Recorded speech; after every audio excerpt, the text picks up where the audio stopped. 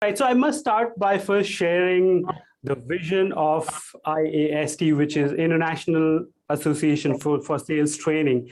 We aim to provide exceptional, we want to promote exceptional service when it comes to sales training across the world.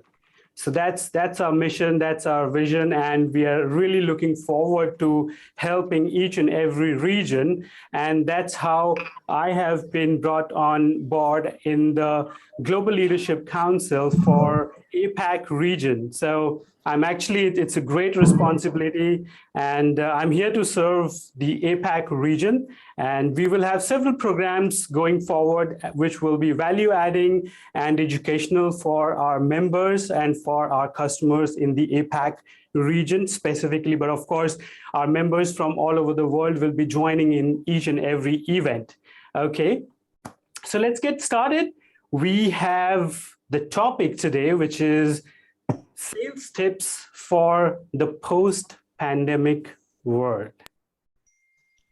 We thought of this topic because it came to us after listening to a couple of our customers that they wanted to have some tips on how they can really plan and start to put things in action as the business, as the market starts to open. So that was the timely topic that we thought, and we have, apart from me, I have 5 superb speakers who will be sharing golden nuggets of sales tips. So we have, apart from me, we have Anna. Anna, can you share, wave your hand? Yeah, we have Anna, we have Angela, we have Maverick, we have Lisa, we have CJ, and I'm sure in the next 1 hour, we are going to share some tips that you will be able to straight away implement. All right. So since I'm already speaking, I thought, why don't I quickly finish some of the sales tips that I've been itching to share, and that's like the broader tips.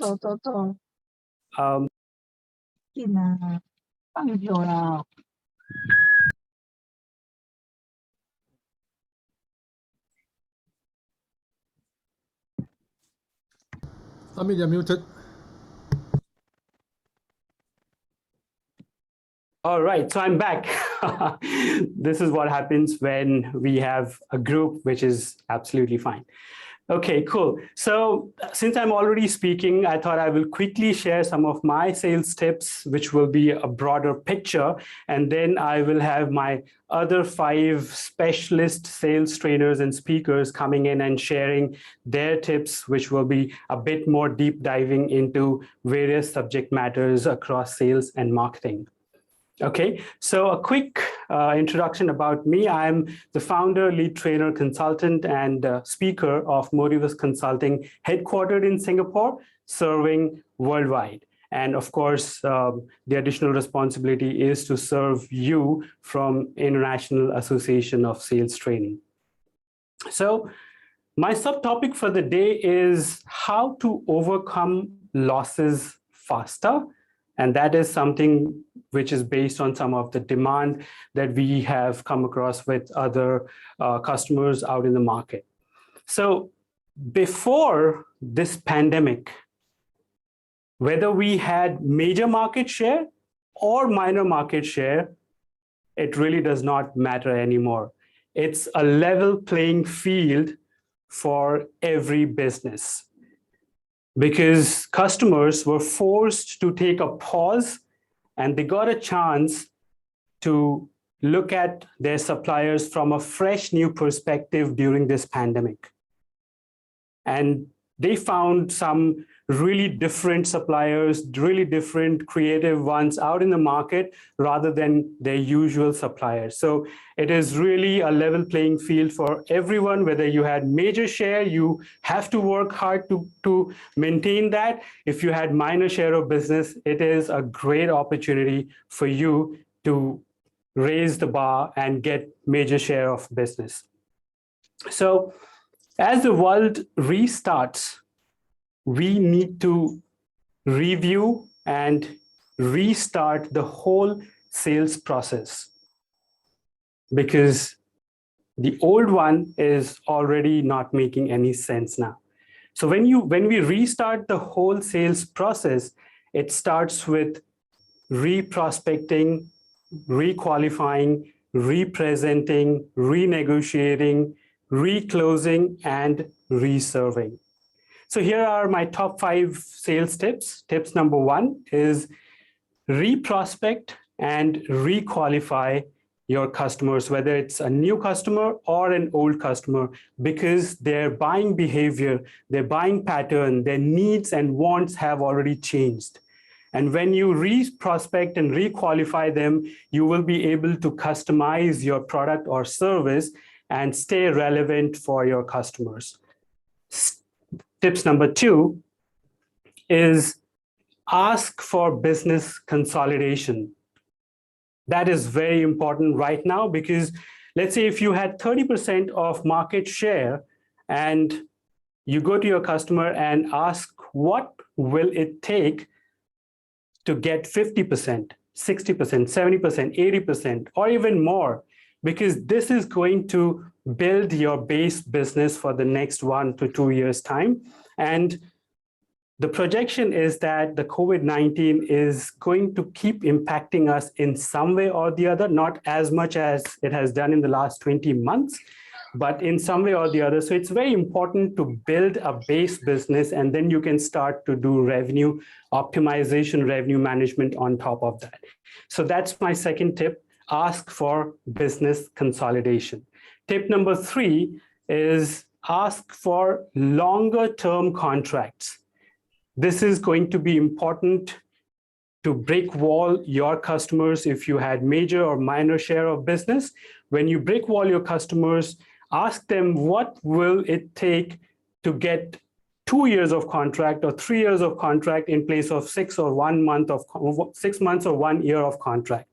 So when you have a longer contract, you will have enough time to understand the needs and wants of your customers and customize them, rebuild those relationships with them, and brick wall and retain them for the longest period of time.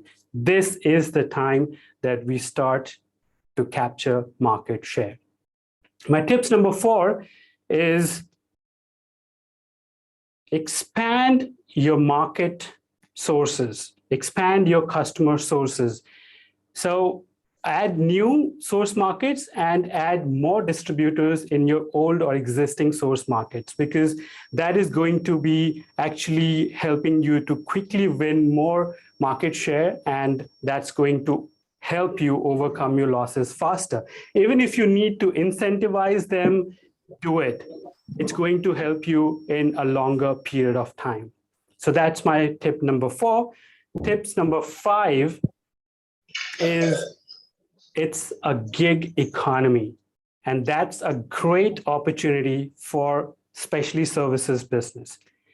So in gig economy, what's happening is, as per Gartner report, 32% of organizations have already shifted from full-time employees to contractors. And this is a great opportunity where services business can come in and outsource those roles and really make a solid market share over there. Like we have started to do learning and development roles outsourcing, which is working well.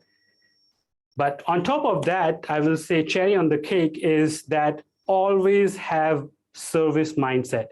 Without integrating sales and service across the whole stage of sales cycle, you will never be able to achieve a sustainable business. And that's the reason I call it as sales plus service equals sales, and the integration comes, which makes your business quite sustainable. We can talk about that someday later, but today the time for me is to invite our next amazing speaker. Her name is Anna Rokina, and she's going to talk about social selling for inbound. Over to you, Anna. Thank you, Amit. Thank you. So great to see everyone. Okay, I will start my timer. So I'm within the time frame. We have so many great speakers. My name is Anna. I'm a Russian living in Singapore for almost 10 years now. And my whole career, I was working in social media strategy and social media insights. I led huge social media insights projects for industry players, sometimes governments. And in 2017, okay, we have some background noise. I moved to sales enablement to lead social selling programs in Oracle Singapore, in Oracle JPAC based in Singapore. So, and that's where I stayed in sales enablement, leading social selling initiatives. Now I have my own company, Smart Social. So today I will give you very actionable tips on how to use social selling for inbound leads. I promise I will avoid buzzwords as much as possible. So here it goes. So think April 2020, Singapore. We left the office to work from home as a sales team, as a huge sales team. And we were ready.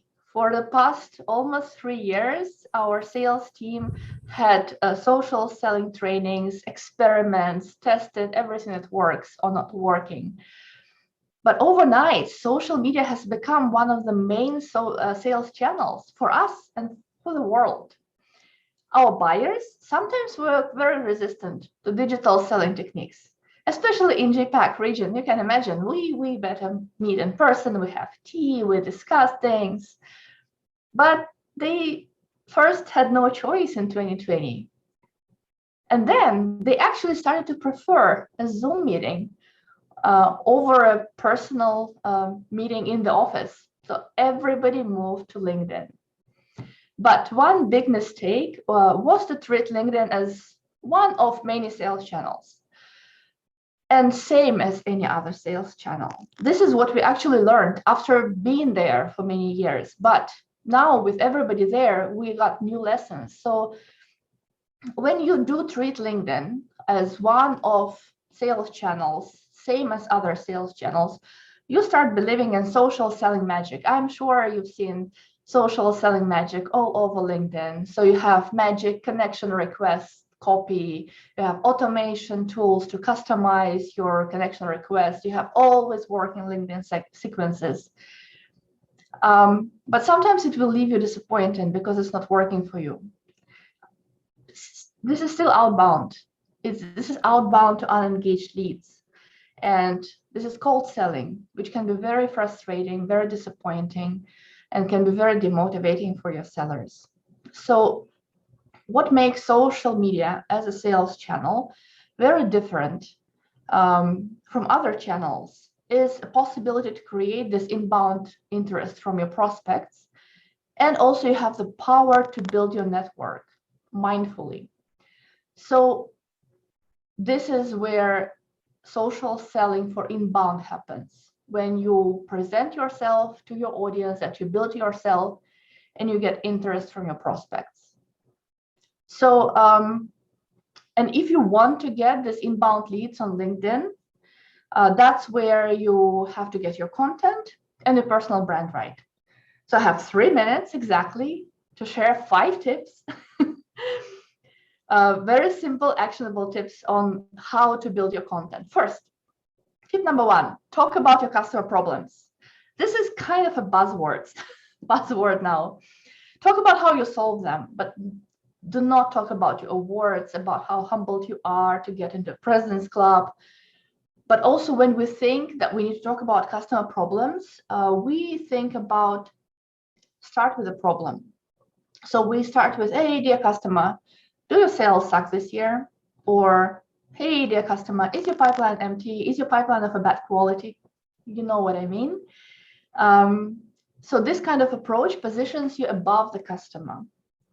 And nobody likes a stranger talking down at them.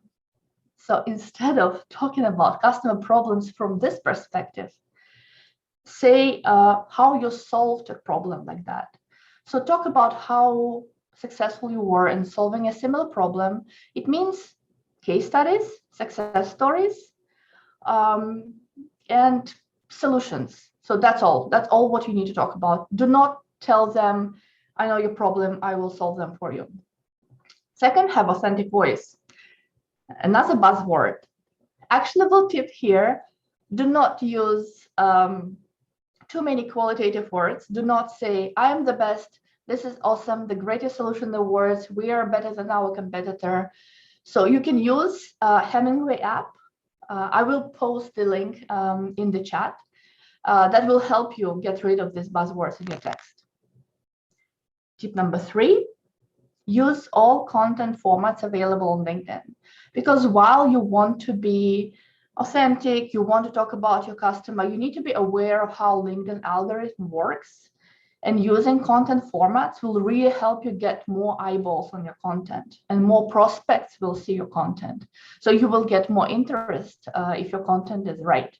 So for now, what algorithm researchers tell us, polls are a great way to get more views, polls on LinkedIn, especially when polls are really well thought through. Video, of course, documents that you can share on LinkedIn, which will create a so-called carousel LinkedIn post, will also get you more engagement and more views. So think about, when you do that, also think about how your customers consume content. So make sure that they can actually read the font that is big enough when they read from the mobile. So tip number 4, become more visible, engage with 3 main categories of your audience: influencers, prospects, and colleagues in the industry. These are your 3 main people you want to comment on, you want to like their posts, you want to talk to. Number 5, watch your social selling. Sorry. That's fine. So watch your social selling index and try to increase it. So I could talk for hours about social selling index. I have a great video on my LinkedIn profile about how to actually increase social selling index. You can hop on there, check it out, and that will be my tip number 5. And if you have any questions, please ask in the event chat on LinkedIn. Please ask here. I'll be happy to answer. That's it. Wow, thank you, Anna, for such golden nuggets. A big round of applause for Anna. Thank you so much. I think I'm really going to make use of at least 3 to 4 out of it, which is going to really be helpful for my business. Okay, so with keeping the time in mind, we have up our next brilliant speaker who is really going to share some practical demo on how to qualify prospects virtually in less than 5 minutes. And for that, please allow me to invite Maverick. Mav, over to you. Hey, thank you. And hello, everyone. Hello. So our needs are actually a prospect to role play. If any one of you in the room can actually just put up your hand, that'll be great. My assistant, Karen, lovely assistant, will be calling you up in a bit. So when it comes to sales, 2 things actually comes to mind. So one is how fast you can actually close a sale. So there are a lot of tips going to be focusing on this, but the other thing a lot of people don't really look at, and the other one is how fast you can qualify a prospect. And that's what we're going to talk about today. So I'm given only 7 minutes. That's actually 2 minutes more than I need to actually qualify a prospect online, which is what I'm going to demonstrate right now using some of the tools that I have. And for Karen, do you have anyone that that would like to volunteer? You can put up your hand so that preferably someone I don't know, because I know I have a couple of friends in here, and then they will think that I would have engineered someone. Karen, is there someone that you can bring aboard? Yeah, sure. Okay, man. Okay, cool, Tim. So you don't have to switch on the mic, you don't have to switch on the camera, but just the microphone will be great. Let me give you some context as well. So you are a potential client shopping for sales training solutions, because I know there are a lot of sales trainers over here. So Tim, you are a client. So you can make up some numbers here and there. I'm going to ask you a couple of questions and you can just role play. Don't worry, at the end of it, I won't send you an invoice. It's just for role play. So you're good, Tim? Any question that you have before we start? No, all good. Okay, awesome, man. Hey, Tim. Okay, good. So I did ask you, and you know what? Just to make it more exciting, I'm just going to put a 5-minute timer over there.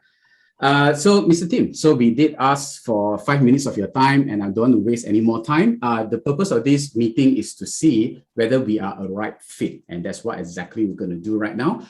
Tim, so the year now is 20, let's just fast forward to 2022, and a lot of times when it comes to sales, of course, we need to set a goal. So let's look at 2025. Now, you are the sales director of the company. In 3 years' time, what would you say is like the best number, the best target when it comes to revenue? Sky's the limit. What is the number that comes to mind? 5 million. 5 million? Okay, great.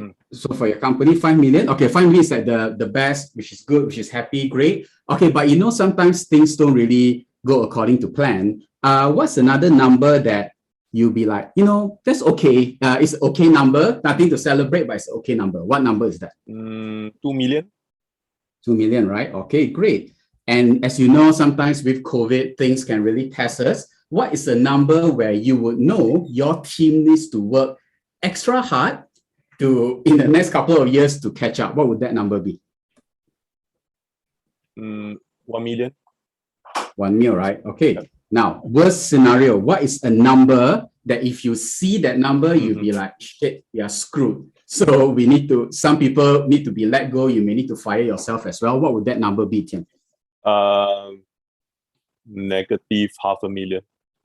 Negative 500,000, right? Let's make it 0 to make it less depressing. Okay, good. But you know what? That's 3 years down the road. Okay, that's 3 years down the road. Let's just come back to today. Now, here's the thing that is interesting though, because one thing that COVID taught us is that things don't really happen in the straight line. So I think sometimes the growth may happen like this. So there could be line A, and then after that, there could be line B to your 2 million. And then again, there could be line C that goes to your 1 million. And then there's line D that goes to your 0 million or half. Now, based on where you see today, because you know the numbers best, right? Which line do you think you are optimistically on right now?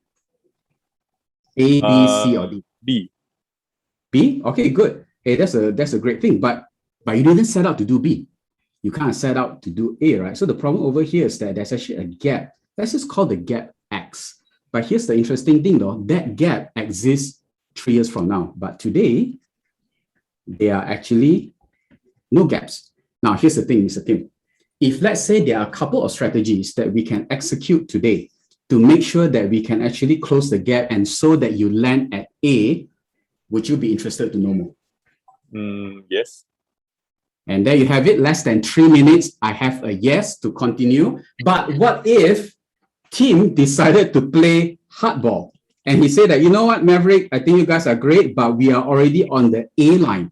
So most salespeople will actually give up. But here's where I would say, wow, Tim, if you're on the A line, that's fantastic. But here's the thing. What if I can help you cut short the time so A become A plus? Would you be interested to know more? Yes, Yep. so he's yes as well. Okay, and that's basically how you would qualify a prospect in less than, as what I demonstrated, lesser than 3 minutes. Because as I mentioned earlier, two things comes to mind when it comes to sales: how fast you close the sale, and secondly, how fast you can qualify a prospect. So at the end of this, what I will do is that I will probably drop Tim a link, Mr. Tim, because I did ask you for only 5 minutes of your time. Someone is unmuted. Okay, because I did ask for only 5 minutes of your time, and we're going to honor that. What I'm going to do is that I'm going to get my secretary to send you a booking link so that you can spend proper time. We can ask you more questions, and we will need maybe another 45 minutes of your time in the second meeting, where we will discuss how we can actually bridge the gap. Are you okay with that? Yep. Okay, great. Awesome. And thank you, Tim. Can everyone give a big round of applause to Tim? And with that, I'm just going to switch off the timer. And that is how you can, I guess, in the simplest way, using technology, using a concept called concept closing. Because here's a part where I think a lot of salespeople need to understand. When you are selling to someone, you are tapping into the psychological part, regardless whether it's done online or offline. Because when you draw people in. Since young, the moment the teacher goes to the front of the board and write something on the screen. The bad students will do nothing regardless, but the good ones will always flick to a new page of paper, perk up, and ready to listen. So if you can tap into that, even through a virtual setting, I think that's how you can basically soar your sales. And you know what? Explore sales that is actually outside the realm of your boundaries. With that, this is Maverick here. And if you want to connect with me, the best place would be you can just go to maverickfu.com. There's a couple of free gifts and videos over there. And back to you, Amit. Thank you. First of all, a big round of applause for Tim for being a very easy and good customer. As salespeople, we would love you to have our customers. That's great. But of course, what a great demo, Mav. You've really done it in the best way. The first time actually I went through this demo, I was like, wow, this is something creative and we must have it on our show. All right. So thank you very much once again. And moving on with the time in mind, I have another very experienced sales trainer. Her name is Angela, and Angela is going to share about 3 proven tips for effective virtual selling. Over to you, Angela. Thank you, Amit. Well, it's really exciting to see all of you here. So just let me have a little introduction about myself. Okay, basically, my name is AngelaOh, and I'm a sales trainer and coach. I've helped accelerate the growth of individual salespeople and business owners to close more deals over the past decade. So today, I'm going to share with you the 3 proven tips for effective virtual selling. Over the past 2 years with the pandemic going on, we have seen how COVID-19 has caused a surge in the information technology usage and impacted our lives. So businesses are forced to go digital, and we have to embrace the new way of working.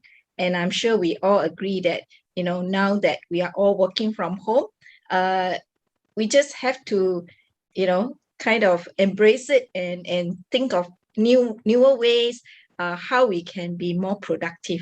So whether it's online or face-to-face selling, the way we treat our customers or prospects is the same. So the 3 tips that I'm going to share with you is going to be called as the acronym PIE. P for professionalism, I for information, and E for engagement. So the first letter P, let me just elaborate a little bit more on that. So be professional, be it online or face-to-face. Avoid distracting virtual backgrounds. Yeah, I'm sure we all agree that there are instances where we do see some maybe very funny pictures in the background, and that can be quite distracting. So just take note of that. The other thing to note is to go to a quiet place if possible. To do any online meeting. And of course, if you do not have that luxury to have that space, then at least I would say that it's advisable to inform your family members, right? Whether they are your spouse or your children, that you are going to be having an online meeting. So please, kind of do not disturb you during that period of time. And first impression still counts, yeah. So dress appropriately is a form of respect, and smart casual, I would say, is the minimum that one should go. And in terms of, how you sit is also important. Always put on a smile and be comfortable with the online tools. I'm sure you don't want to be wasting your precious selling time after getting an appointment with your customer. So you do not want to waste that time to be, meddling with the tools. And spend some time, if possible, beforehand to go through it, to practice it if necessary. And of course, one thing to note is also to stick to the stated time, because I find that is a very good habit to have. When you tell your customer that you're going to end at 8, make sure that you end at 8. So I think that is what Amit is going to do to stick to our time as far as possible. And of course, if you need to extend it, ask for the permission of your customer before continuing. Yeah. So that is for the first P. be professional. And second letter I stands for information. So keep your information short and precise. I'm sure unlike face-to-face selling, right, where you can talk for hours. Yeah, I still remember my record was like 3 hours with a customer face-to-face, but we enjoy it. But you know, when you do it online, virtually, it can be pretty tiring because you're facing the screen. So the attention span is also shorter on a virtual platform. So prepare your key takeaways, just like what you do on a face-to-face meeting. You would have in mind, you know, the agenda, what you want to take away, your core objective. So it should still be there even on a virtual setting. And don't stuff in, you know, don't be too ambitious and stuff in too much information in one setting. Okay. And of course, you know, you can always follow up with more details via emails or in another session with the customer. Okay, so that's for letter I. And the final letter E stands for engagement. So always engage your customers. And of course, it can be challenging, right? Because to get your customers engaged, especially if they choose not to turn on their camera, you can't see them, you can't see their facial expressions. So you do not know whether in the first place, are they even there or listening to you, right? Because I'm sure we all know sometimes we can just, you know, kind of maybe go to the toilet or, you know, do something else if our camera is not on. So, but having said that, right, we can still engage our customer by doing some of these tips, which I'm going to share with you. And that is, you can actually call them by their names. Say, for example, you know, if you know the person's name is Amit, for example, right? You will just call him even in the midst of your presentation. That means don't go ahead and just talk. You can always pause and just say, you know, Amit, what do you think? You know, is this going to help you, right? So call them by their names, and people always respond better when their names are being called. And it also comes across as more personal. Yeah. And the other one is to find commonality, meaning find something of a common, it could be a common interest, and how you can do that. Frankly, I think Anna has earlier on shared that how LinkedIn can be a good platform for you to find some information. So one of the ways you can actually go to the profile and check on the prospect's interest or networking group. And that can be even a good conversation starter. Okay. And of course, having good eye contact is also important because when you have a good eye contact, basically the person will then warm up to you better. So even if your customer's camera is not on, I would still suggest that you turn on your camera. Okay, and watch your pace, your tone to match that of your customer. Be enthusiastic because enthusiasm is contagious. And of course, last but not least, we can also build a good relationship with our customers during this COVID period. Like for instance, one good example is you can actually consider buying lunch, you know, to be delivered over to your customer's place. You know, after the meeting, just to show your appreciation for the time that they have given to you.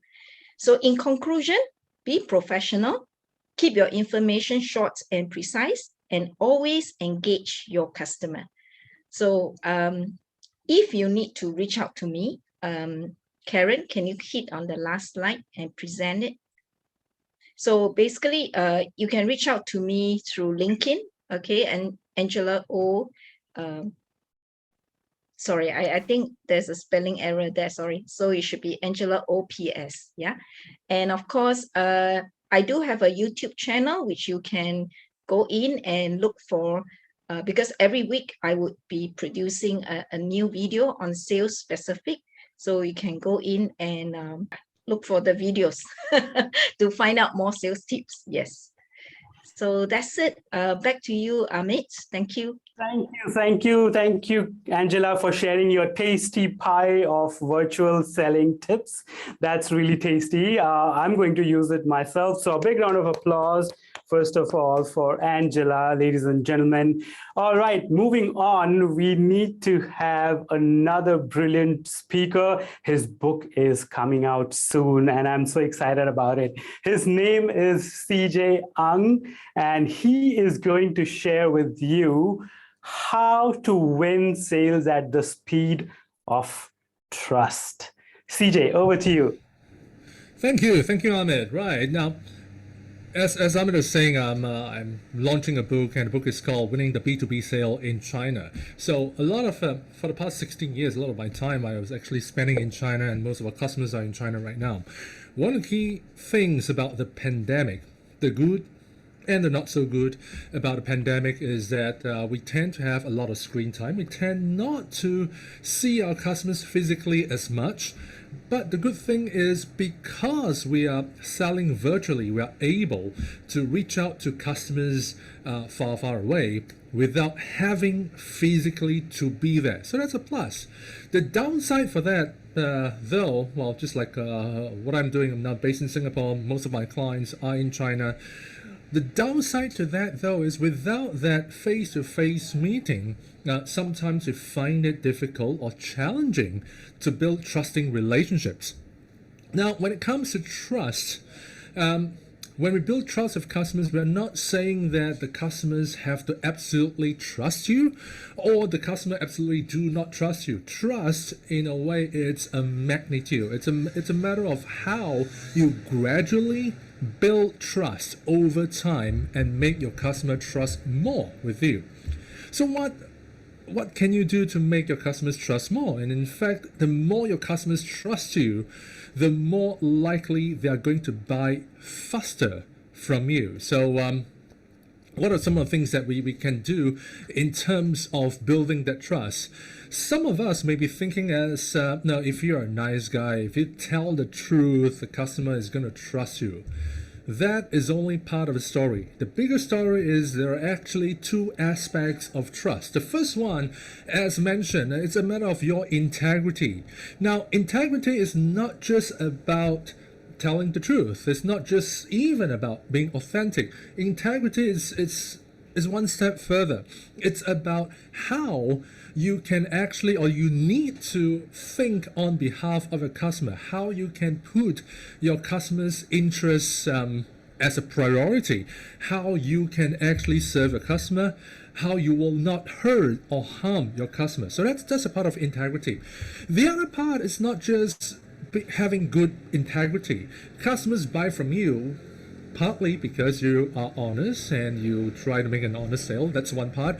The other thing is customers buy from you. It's because they know what you are doing. They can get good advice from you, and they really can trust your word or your advice on what could be the best course of action. They don't just trust the people that has good integrity. They also need to trust people with good ability. So you need to know what you're talking about. You need to give good advice. You need to know your stuff, so to speak. So in this aspect, if you want to improve your trust with customers, there are just 4 things you can do, and it's very easy to remember. Number 1 is, firstly, show you care.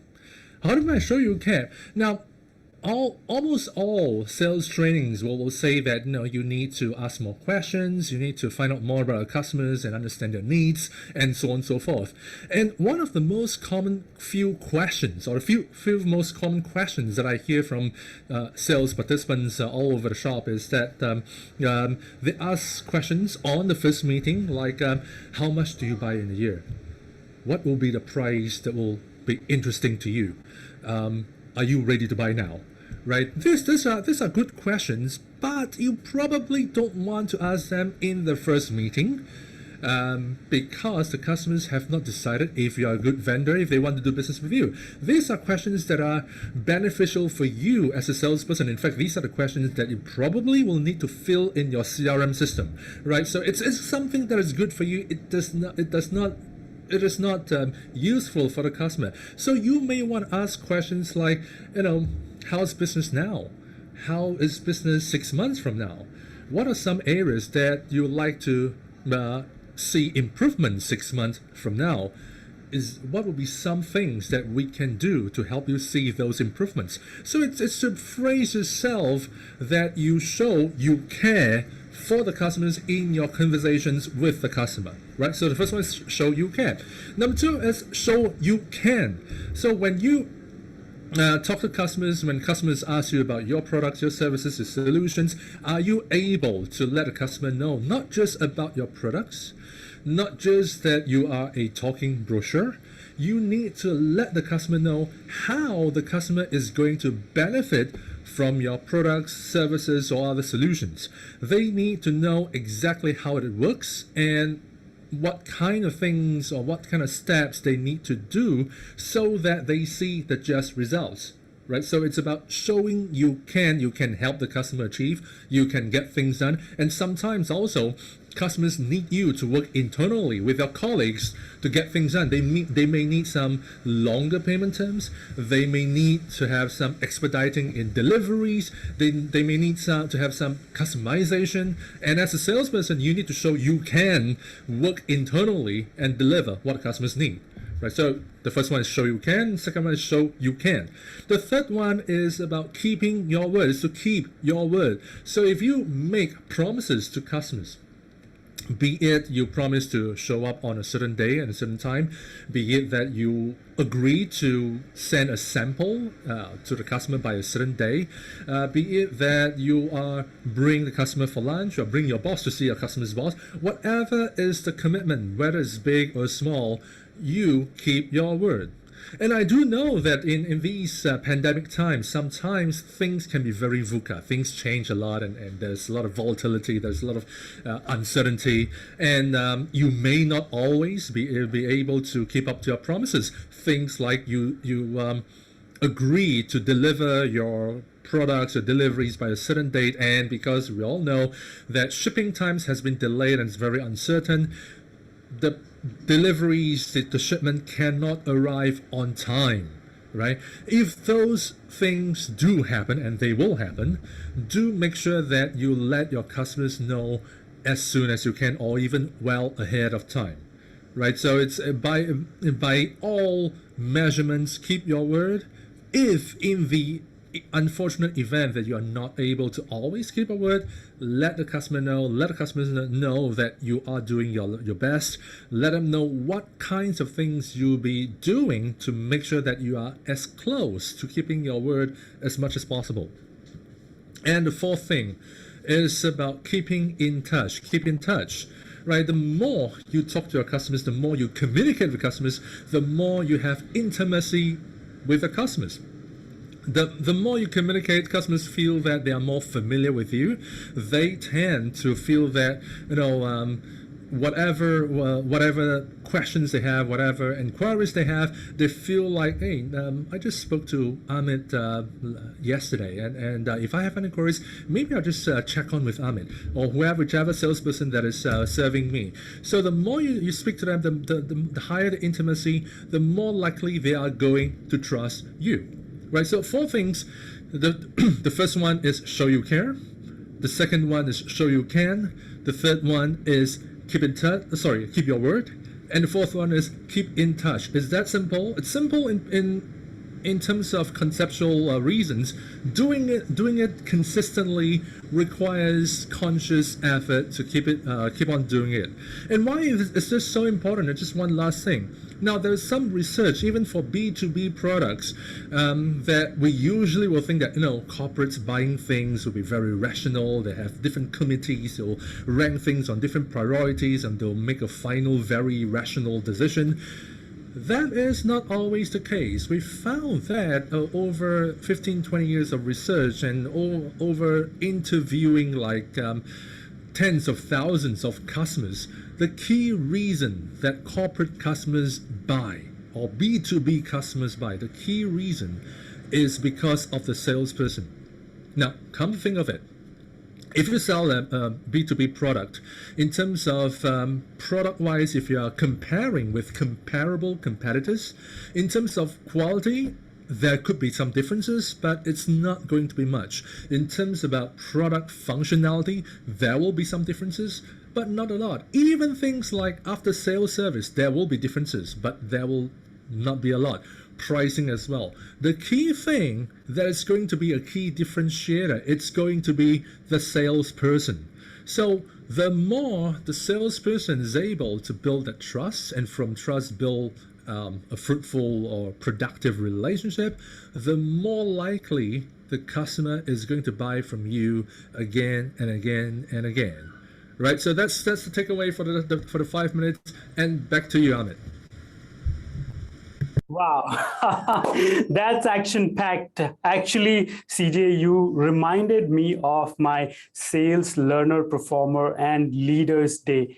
Care, can, word, touch, it all resonates with what made me successful in my sales career. So absolutely, which is important for us as salespeople to keep in mind, practice and follow it, and success will definitely follow through. Thank you so much. A big round of applause for CJ. Okay.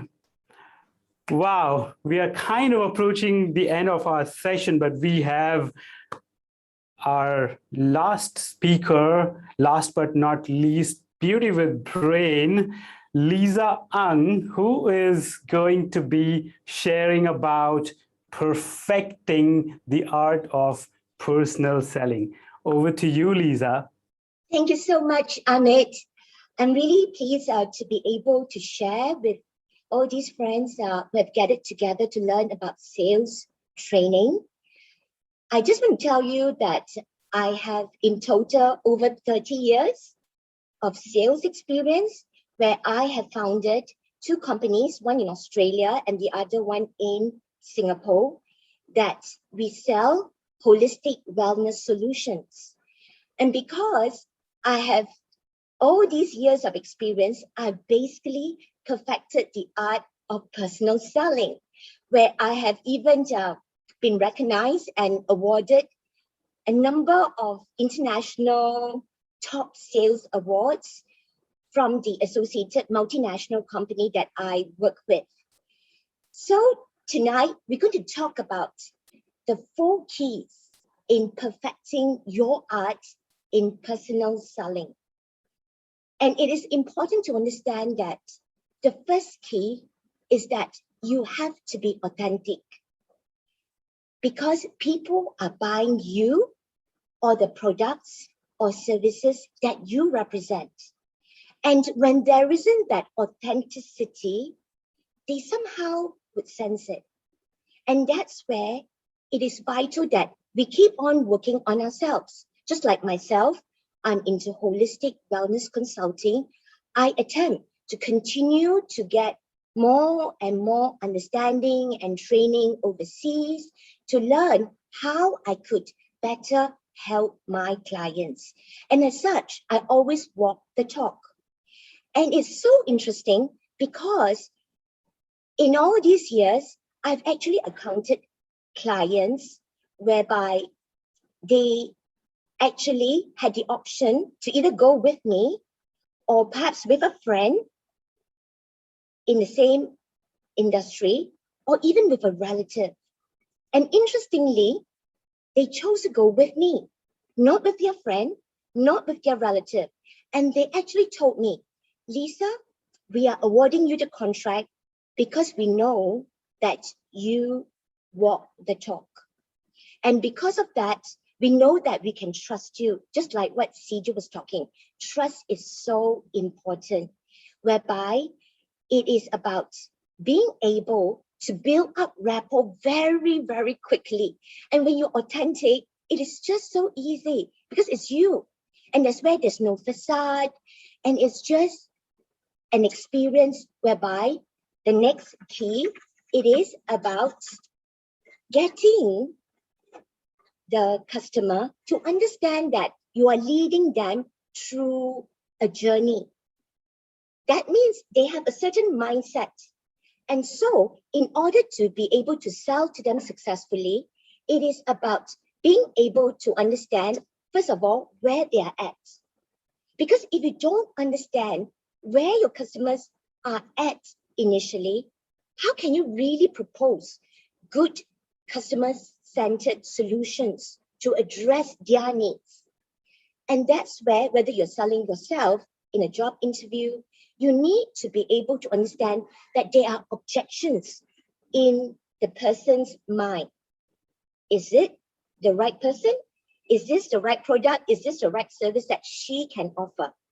And so if you are able to walk with your client to say yes, yes, yes, in each step of the sales process, the ultimate clinching the sale is inevitable. And so it is not about focusing on what products or what capabilities you have, but focusing on them. So you want to be able to paint the third key, paint the best possible solutions. And that's where it's important that you have client testimonials or references if you are selling yourself, because then it authenticates your abilities that you can really help. Because when you're able to paint the best possible scenario, it is so easy for people to say, yes, you've got to be the one, because you know what you're doing and you have all these clients in the past that you have been able to help. So the fourth key is about creating such a wonderful emotional experience of having spent that time with you when you are trying to sell. So when you focus on the whole experience to make it so wonderful, they go away feeling so good, even though they don't buy. And I had clients who didn't buy, but they went away feeling so good. They started to give me so many referrals because they realized that I really care about them. I was really customer focused. And so because it was such a wonderful experience, I inevitably got so many referrals from them, even though I did not get the sale from them. So what are the 4 keys to perfecting the art of selling? Be authentic, attempt to grow, to be the expert that people will buy you or your products or your service. The second key is be customer focused, not about just you and your products or your services, how good. Connect the dots as how you can help them. So the third key is about paint the best possibilities that they will get excited about, that you are the one who is able to help them. The fourth key, create such a wonderful emotional experience. Thank you. I'm Lisa from Wellness Consulting Private Limited. Over to you, Amit. Oh, that was power packed. A big round of applause for Lisa. Thank you very much. I think authentically being customer focused is like the backbone of any salesperson to follow. Thank you very much. Now, all our speakers have shared. We can spend a few minutes on any question anyone wants to ask, and then we can wrap up the session today, and we will invite you for the next one soon. So anyone, Karen, are there any questions in the chat? The attendees can actually unmute yourself and you can ask questions as well. We have one question from Terence. Can we request our clients? Sorry. We have other questions from DJ. What would be some areas you'd like to improve? Oh yeah, so is that a question to our professional attendees, CJ? No. It's just a response to Adele was asking about what would be some words that you can use to make yourself a bit closer to the customer. Oh, yes.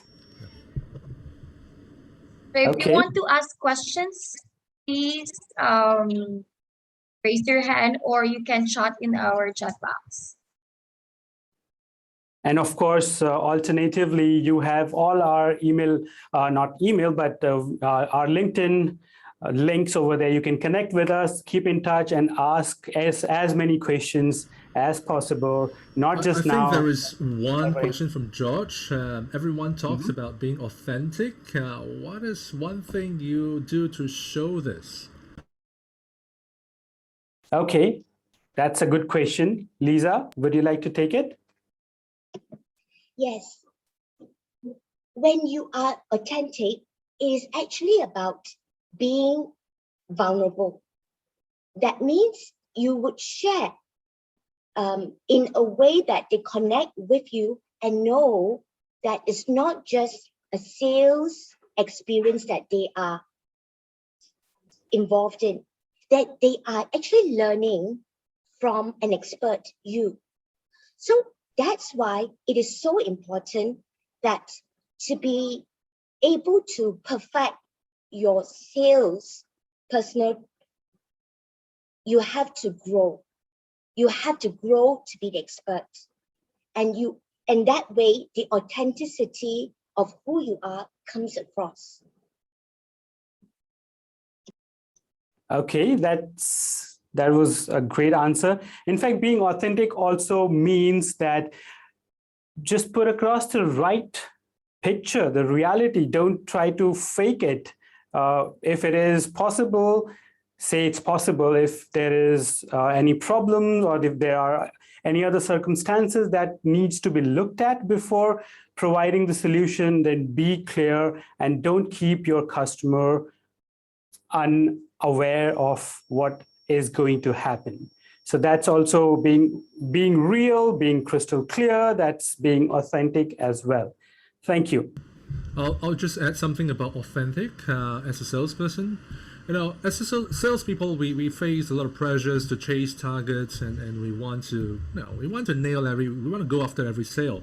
But with customers, what the mindsets that salespeople need to have is you want the sale, but you don't need the sale. So you're there to do everything you can to help the customer, to see whether there is any possibilities, like what Maverick has been doing. No, you want to qualify if the customer are there any possibility for you to work together? You want to find out, could there be a good solution that will benefit the customer? But ultimately, the choice is to be made by the customer. So you're okay if the customer say, you know what, your product sounds good, but maybe it's not for me right now, just yet. And you're okay with that.